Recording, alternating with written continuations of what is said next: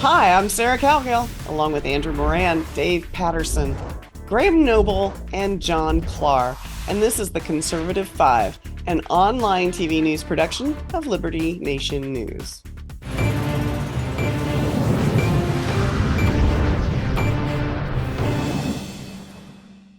America was dialed in to watch Vice President Kamala Harris debate former President Donald Trump, and were surprised at the composure that Harris demonstrated, whether she answered a question or not. She did not ramble on, and she seemed, well, presidential, besides the fact that the moderators were carrying her water. But that Harris soon vanished. In her place, a word salad chopper, making no sense on the campaign trail towards Election Day. Can Harris keep the momentum after yet another bizarre interview talking about suburban lawn care and just being with Oprah Winfrey?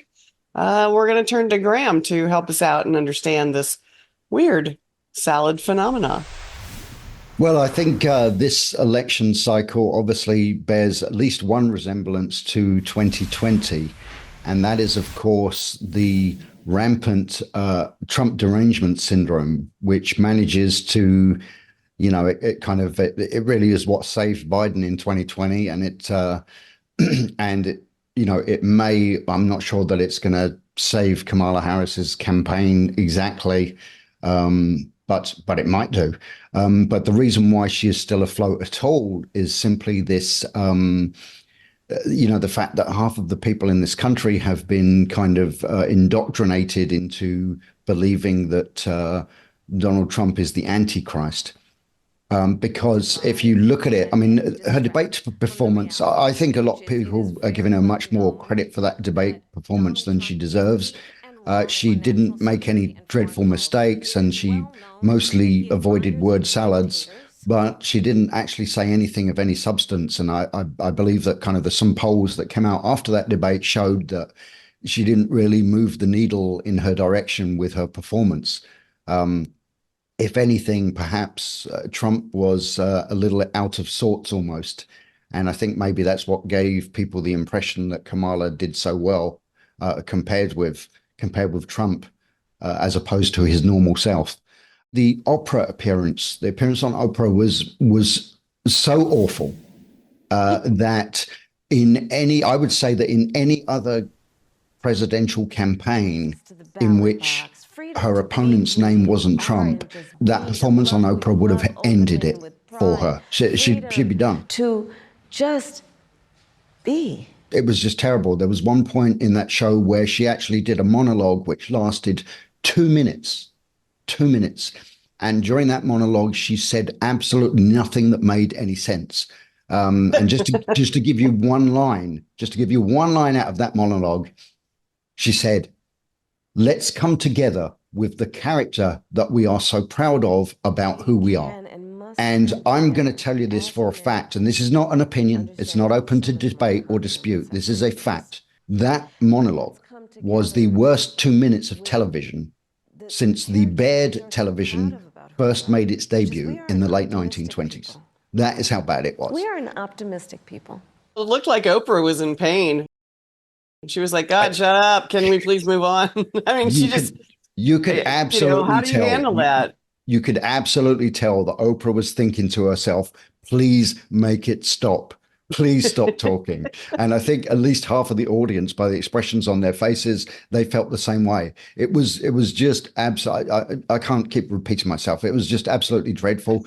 But, again, the one thing that's the one thing that, while polls are even showing, and we know that we can't rely on most of the polls very much, but the fact that the polls are even showing this as a close race suggests to me that, again, it's the animosity towards Trump that is keeping this completely ethereal campaign of hers afloat at all.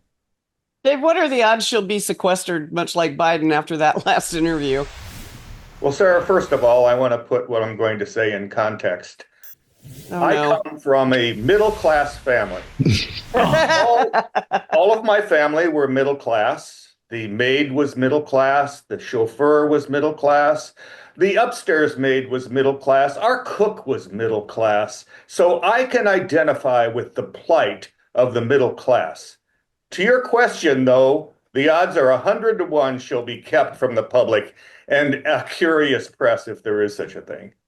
While President Trump has had numerous press conferences, several lasting more than an hour and a half, Vice President Harris has had none.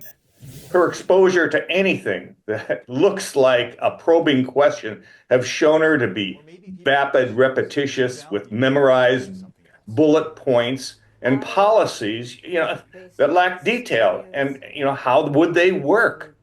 When asked questions, they have the political and national concern importance of what's your favorite color, and when you were in that spice shop, did you like the cinnamon or the nutmeg? And there are never any follow-up questions, Sarah. When she gets a question, she goes off on her own non sequitur explanations. If someone would just ask a follow-up like, well, why is that your favorite color? They'd have her stumped cold. Kamala Harris, after all is said and done, is simply a reflection of the Biden-Harris administration, and she will not rise above those failures. I would like to point out that Dave has gone from calling the feckless and Biden administration now to the vapid Harris one. So I'm picking up on those catchphrases. Anyway, so Andrew, public image is everything. What kind of voter enjoys what Harris is selling? I don't even know what it is. Before I just go on, I'd like to comment on a couple of things. So first, I disagree with Graham that she didn't make any dreadful mistakes. I think that if the debate moderators actually fact-checked her in real time, then she would have made various dreadful mistakes known to the American people, like saying she was left with the worst unemployment rates since the Great Depression, or that there were no combat soldiers in war zones. Those are really terrible mistakes, but of course, nobody called her out on. And Dave reminded me of a time during the 2020 election when she went clothing shopping with the media. And that was disgraceful. It was disgusting. Now, onto your question, Sarah. I think there are three types of voters at play here. Let's go first at what the polling shows. I think let's go with the latest Monmouth University poll of Pennsylvania voters. This one shows those who support Kamala Harris are the ones who prioritize abortion as one of the top issues facing America.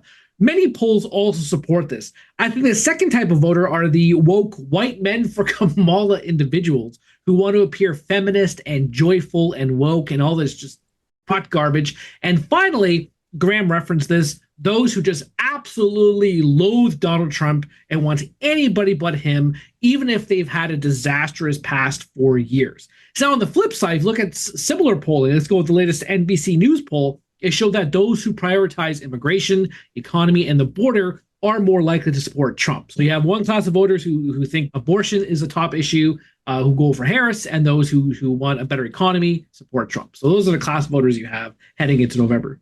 So, Andrew, are you seeing that white men of the United States of America are looking for a dominatrix? I'm not even going to die about that. I don't know. I had to put that in there. That was the weirdest. That was the weirdest analogy. But anyway, okay. So let's step aside after the voter here, and let's say John Clark. Is Harris getting any keener on the issues? It's the concept of a business, right? Yes. I have no idea where I'm going with this. You know where I'm going with this because you wear a tie. I don't like being last fiddle here after everything that our panel have said today. I feel like I understand what it feels like to be Kamala, not just to be middle class, but to have nothing but word salad coming out of me. I think she's very keen to be fuzzy and to stay away from the issues that are the death knell for them, because she's flip-flopped on so many issues in an effort to now do what? Reach the middle. And I think the debate in many ways turned out to be a disaster for her and the Democrats, because a lot of Americans are looking at how biased it was and how it's sort of a reflection of this surreal world we live in which facts by Trump were fact-checked as not true when they were true. And she lied repeatedly. So there's an ongoing conversation about what wasn't said, things that were said that were false. And this conversation is not of interest to those who will already adulate her and will vote for her, even if she was a corpse, because they hate Donald Trump, as Graham has pointed out. And I'm not sure it was the worst 2 minutes in television history. I think there's a mesmerizing voyeurism in it for a lot of people. It was literally stunning, up there with Joe Biden not properly announcing the president of India. So these are just like this can't be real. This must have been AI, right? So I think what's also happening, what we're really talking about, is how this is going to impact the independent voters, a lot of whom we are seeing are young voters, are Black and inner city voters. They want to hear not any more of the charlatan cackling. They want to hear what you're actually going to do with policies on the ground that impact their wallets and their families. And so the controversy with ABC and a lot of these other things, her old clips, this debate has become an opportunity for pundits and critics to literally contrast all of her lies that ABC enabled and didn't fact check with actual things from her past. And it's a feeding frenzy on her, even before and without regard to Oprah, which every time she comes out, she comes across as an elitist, disconnected from the real issues. And aside from her word salad, the feel-good stuff doesn't work for people when they want to hear how you're going to bring down food prices, housing prices, and close the border. And those are the last things. That's deer in headlights for her. And that's when the word salad spews. Yeah, but at the same time, I mean, Harris does address some of those. I mean, her proposals won't work, but, putting a ban on price gouging, apparently, and, want to build 3 million homes, which, of course, will not do. So she does present some public policy proposals. Whether they will succeed or not is questionable. And I will add the one thing that I think the worst 2 minutes of television is actually the Fonz trying to jump the shark in the Happy Days. I think maybe that was one of the worst moments of television. Really? I like that show. Well, guys, America is faced with the daunting task of figuring out just what the Democratic nominee stands for and what her accomplishments from the past term actually are. Voters know Donald Trump, and early voting has begun. The battleground blitz is on and too close to call. Thanks, panel.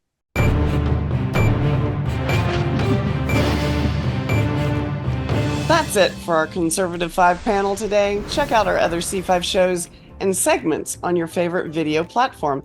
YouTube, Vimeo, Rumble, we're on them all. As well, Liberty Nation News has its own Roku channel where you can see all of our TV productions.